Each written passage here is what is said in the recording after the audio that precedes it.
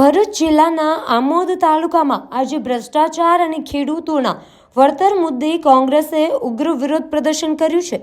તાલુકા પંચાયત કચેરીના ગેટ સામે યોજાયેલા આ વિરોધમાં કોંગ્રેસના આગેવાનો અને કાર્યકરો મોટી સંખ્યામાં જોડાયા હતા।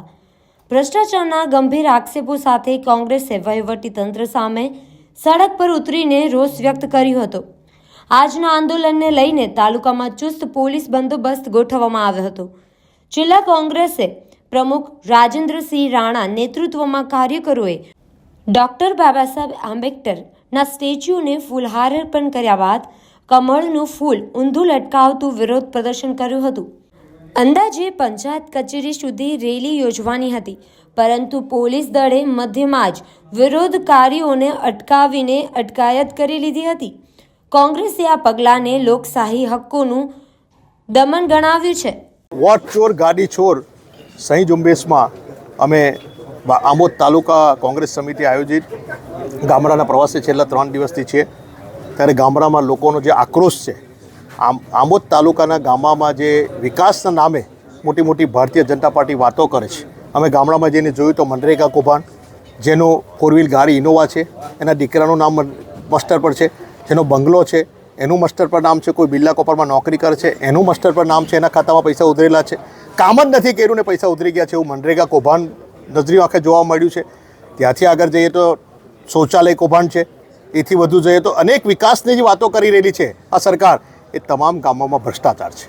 એટલા માટે છે કે અહીંયા તાલુકા વિકાસ અધિકારીની છેલ્લા 1 વર્ષથી નિમણૂક નથી, ચાર્જમાં ચલાવી રહેલા છે, એ પણ મહિનામાં 15 દિવસે એકવાર આવીને જતા રહે છે।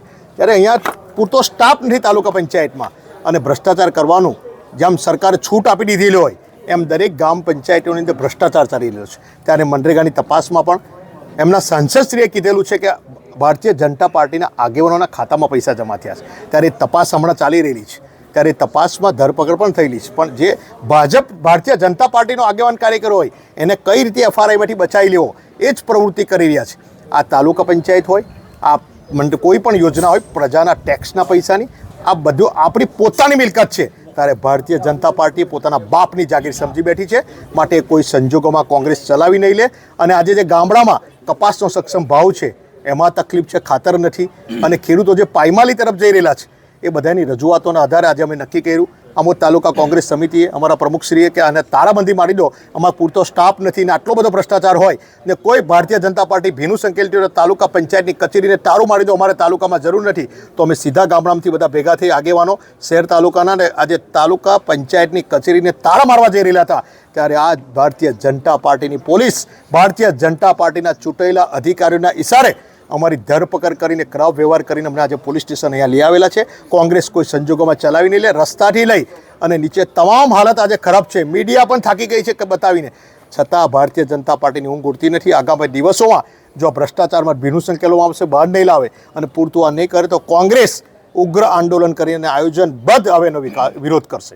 કોંગ્રેસ હોય કે ભાજપ, કોઈ પણ પાર્ટીનો હોય, મારી પાર્ટીનો, મારા જિલ્લાનો, મારા તાલુકાનો હોય આગેવાન, પણ જે ભ્રષ્ટાચારી છે, પ્રજાના ટેક્સના પૈસા છે, એમાં કોઈ પણ ચમરબંધીઓ એને છોડવો ના જોઈએ ને એની ધરપકડ થઈ। જ્યારે ભારતીય જનતા પાર્ટી એના આગેવાનોને બચાવવા માટે પ્રયત્ન કરી રહી છે।